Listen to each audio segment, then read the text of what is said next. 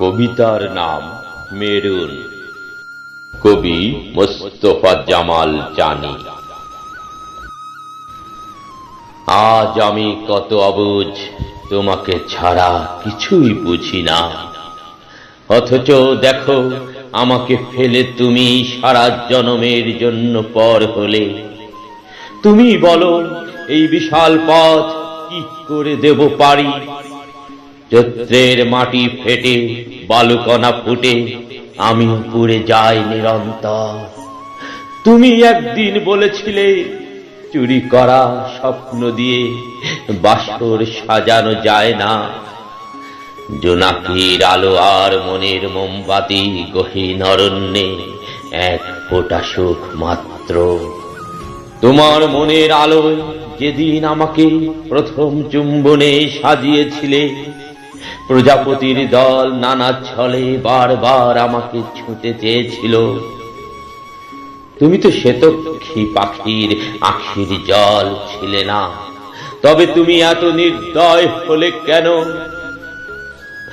করাত নাকের আঁচড়ে আমার পাঁজর গলাতেও তুমি একটুও দ্বিধা করলে না। কি সুখ তুমি চেয়েছিলে মেরুন, পেয়েছ কি আজও তা? খুব যতনে করা তোমার সুখের চাবিখানা। আকাশি রং তোমার খুব বেশি প্রিয় ছিল, তুমি কি সাজাতে পেরেছ? আকাশের নীলে তোমার এই স্বপ্ন চুরির গল্প, নাকি আমার মতো এখনো হতাশ চাহনিতে গগন মাতাও নীরব কান্নায়? জানো মেরুন, আমি এখন আর আগের মতো পাগলামো করি না। তোমার দেওয়া টি শার্টের আলপনায় জমে থাকা ধূলিকণা আমি এখন সরাই খুব যতনে। আজ থেকে অনেক বছর পর আমি খুঁজব তোমার মুখ, দেখতে চাইব ও দুটি আঁখি।